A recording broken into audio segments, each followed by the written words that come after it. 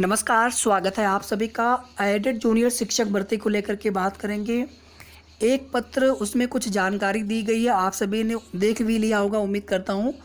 और उसको जो है वायरल किया जा रहा है, मतलब ग्रुपों में शेयर किया जा रहा है। तो उसमें हम ये नहीं कह सकते हैं कि किसी भाई ने किसी ने गलत वो पोस्ट की होगी या फिर गलत जानकारी दी होगी। सभी अपने स्तर से कोशिश करते रहते हैं, जिसको जो जानकारी प्राप्त हो पाती है वो अपना बताने का प्रयास करते हैं।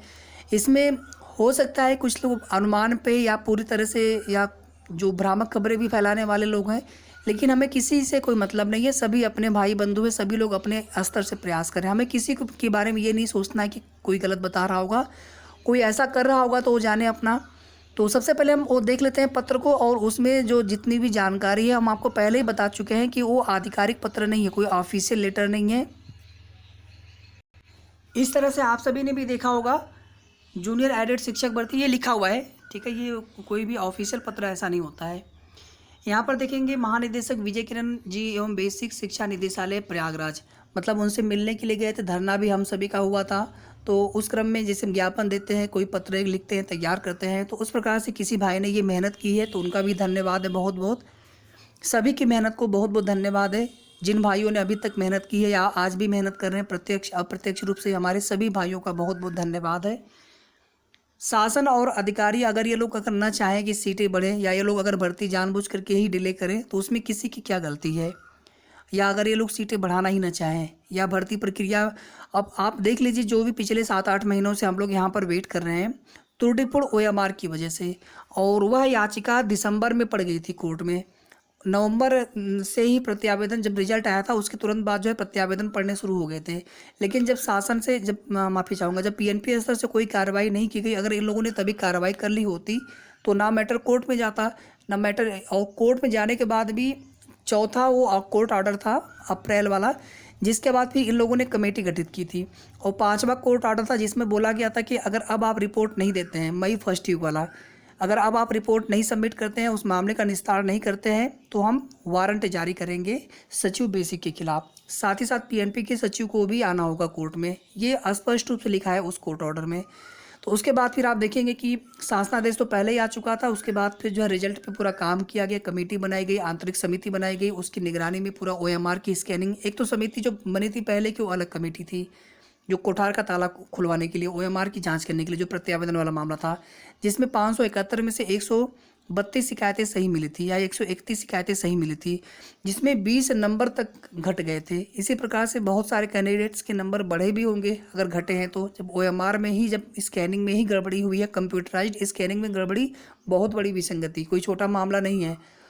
अब आप समझ लीजिए कि अगर वो रिजल्ट उसी प्रकार से, अगर भर्ती अगर उसी पर हो गई होती, जैसे बेसिक शिक्षा मंत्री श्री सतीश द्विवेदी जी ने 30 दिसंबर को ट्वीट किया था, तो आप समझ सकते हैं कि कितना उसमें विसंगति होने वाला था पूरी भर्ती में। पूरी भर्ती प्रक्रिया ही सवालों के घेरे में हो जाती। ये तो चलिए खैर, जो हम लोग इंतजार किए, लेकिन कम से कम ये पूरा रिजल्ट संशोधित हो रहा है। और सरकार के प्रतिष्ठा का भी सवाल है। अनिल भूषण चतुर्वेदी सर के भी उम्मीद करते हैं कि वो अपने स्तर से पूरी कोशिश किए होंगे कि अब कोई भी विसंगति इसमें न रहने पाए। साथ ही साथ कोर्ट की भी नज़र है इस भर्ती पर। तो उम्मीद करते हैं कि इस बार जो है कोई भी 1.0001%, यानी कोई भी गड़बड़ी इस भर्ती में नहीं होगी।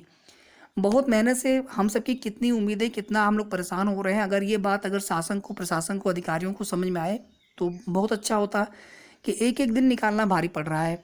कभी पीएनपी सचिव महोदय, कभी वो लोग हंसी की मूड में होते हैं, मजाक की मूड में होते हैं, कभी बोल देते हैं कि हो जाएगा पूरा 2 साल तक, हो जाएगा पूरा 3 महीने कम से कम। ये सब चीज़ें वो लोग बोल के निकल तो जाते हैं, लेकिन हम लोग कितना परेशान होते हैं उन सब चीज़ों को लेकर के, शायद अधिकारियों को इसका अंदाज़ा भी नहीं होता है। पीएनपी सचिव ने कल, फिर हमने आपको बताया था कि कल उन्होंने बोला कि जल्दी जो है न्यूज़पेपर में आ जाएगा। चलिए वो भी देख लेते हैं, 2-3 दिन उसको भी वेट कर लेते हैं। आज तो न्यूज़पेपर में आया नहीं, हो सकता है कल परसों में आ जाए। और 5 जुलाई को जो कोर्ट में सुनवाई होनी है उसके पहले रिजल्ट दे भी सकते हैं, या हो सकता है कि 5 जुलाई को मामला फाइनल होते ही 6, 7, 8 जुलाई तक रिजल्ट घोषित कर दें। बहुत ज़्यादा डिले नहीं होना चाहिए। और इसमें अगर आप देखेंगे तो जूनियर एडेड शिक्षक भर्ती प्रक्रिया जुलाई माह में आरंभ होगी, जो न्यूनतम 1 या 1.5 महीने में पूर्ण हो जाएगी। तो इसमें देखिए कोई गारंटी नहीं, ना ही कोई फाइनल कमिटमेंट है, बस यहाँ पर अनुमानित जानकारी है, और हो सकता है कि ये पूरी तरह से सत्य हो। मेरिट विषयवार बनेगी। परीक्षा के समय ओएमआर में विषय विकल्प अनुसार परीक्षा आयोजित हुई थी। बहुत सारे रीजन है कि विषयवार अधिवाचन लिया गया था, और विषयवार उसमें जो पेपर बनाया गया था, बहुत सारे रीजन है जिसकी वजह से मेरिट जो है सब्जेक्ट वाइज ही बनना है। जूनियर एडेड भर्ती प्रक्रिया में पद वृद्धि प्रकरण नियुक्ति एवं कार्मिक विभाग के अधीन, मतलब वही जो शासन का विभाग होता है। नियुक्ति कार्मिक विभाग किसके पास है? स्वयं मुख्यमंत्री योगी जी महाराज के पास है। तो शासन, इसको आप समझिए सीधे सीधे कि शासन के हाथ में, योगी जी के हाथ में सीट वृद्धि करेंगे कि नहीं करेंगे। प्रधानाध्यापक में वृद्धि नहीं हो सकती, सहायक अध्यापक में वृद्धि संभव है। तो ये सब चीज़ें देखिए हो भी सकती है इसमें जो भी हो, लेकिन हम लोग अभी भी उम्मीद लगा करके बैठे हैं और कोशिश चल रही है कि सीट वृद्धि हो। शिक्षा मंत्री जी से भी बार बार बात किया जा रहा है। भर्ती मौखिक रूप में पदों में शुरू होगी, आवश्यक पद उल्लेखित नहीं, मतलब जो अध्याचन के पद हैं, नोटिफिकेशन में कहीं पर भी कोई पद लिखा नहीं है। अच्छा देखिए साथियों, जो एक चीज़ और है कि जो पत्रांक वाली बात है वो सरकार का, मतलब विभाग का प्रपोजल है सरकार के लिए। अगर वो मिल भी जाता है तो उससे भी हम बहुत ज़्यादा उम्मीदें नहीं लगा सकते कि सीट वृद्धि हो जाएगी। मतलब उम्मीदें हमें कहाँ से? शासन से।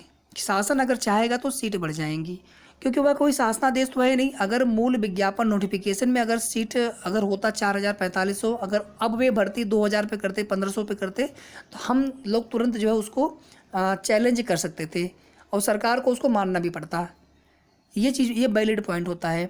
लेकिन कोई प्रपोजल हो उसके आधार पे हम लोग नहीं चैलेंज कर पाएंगे। खैर उसके लिए भी कोशिश चल रही है हमारे भाइयों के द्वारा। अगर वो मिल जाता है, कम से कम हमारे पास एक आधार तो हो जाएगा, उसके आधार पर हम मांग तो कर सकते हैं कि सर सीट वृद्धि किया जाए। आखिर पहले आपने किस आधार पर प्रस्ताव भेजा था? तो कोशिश है साथियों, उसमें कभी भी हमें ये नहीं सोचना चाहिए कि उससे क्या होगा क्या नहीं होगा। कोशिश करना चाहिए, क्या पता कौन सी कोशिश हमारी सफल हो जाए। जूनियर एडेड पद विषयवार समान नहीं होंगे, कुछ विषय में अधिकतम सीट तो कुछ में न्यूनतम। देखिए जब ये डाटा मांगा गया था तो हमने आपको उसके 2-3 स्क्रीनशॉट दिखाए थे, सारी हम आपको दिखा नहीं सकते थे, कुछ गोपनीयता उसमें रहती है। और कई बार आप लोगों ने हमें बोला भी है कि ऐसा होना नहीं है, जबकि हमने आपको कई बार बताया है कि विज्ञान और गणित में 2 विषय होने की वजह से इसमें जो है शिक्षक, चूँकि अब की बात नहीं कर रहा हूँ मैं, एक टीचर दोनों विषय पढ़ा लेगा, वो आपकी बात में बिल्कुल सहमत हूँ, लेकिन पहले ये दोनों पद अलग अलग भरे जाते थे।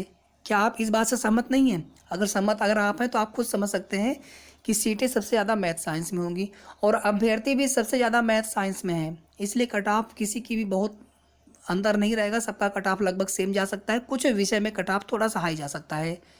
इसी प्रकार से हम लोग ये नहीं कह सकते कि एसएसटी में सीटें बहुत कम होंगी, या भाषा में, तीनों विषय में मिला करके लगभग कितनी सीटें होंगी, थोड़ा बहुत अंतर हो सकता है, इस बात से हम लोग सहमत हैं। जूनियर एडेड भर्ती पूर्ण हेतु महानिदेशक विजय किरण जी मुख्य कार्यकारी अधिकारी होंगे, ये भी बिल्कुल सत्य है, क्योंकि अपर शिक्षा निदेशक ललिता प्रदीप मैम शायद रिटायर होने वाली हैं, कभी भी रिटायर हो जाए। जून के लिए ही शायद उन्होंने बोला था या फिर जुलाई की शुरुआत में बोला था, और हमारी भर्ती जो है जुलाई लास्ट या फिर मिड अगस्त तक भी जा सकती है। तो ऐसे में ललिता प्रदीप मैम तो वैसे भी नहीं देख पाएंगी हमारी भर्ती को, कंप्लीट नहीं कर पाएंगे। तो ये बिल्कुल हो सकता है कि जो उसका अतिरिक्त जो उसका प्रभार है स्वयं जो है डीजी विजय किरण आनंद सर देखेंगे और इस भर्ती को स्वयं जो है वो पूर्ण करवाएंगे। आपको क्या लगता है? आप लोग प्लीज़ कमेंट करके ज़रूर बताएं और वीडियो को आप लोग प्लीज़ लाइक और शेयर ज़रूर कर दीजिएगा, ताकि सभी तक जो है ये सही जानकारी, ऑथेंटिक जानकारी पहुंचती रहे। धन्यवाद।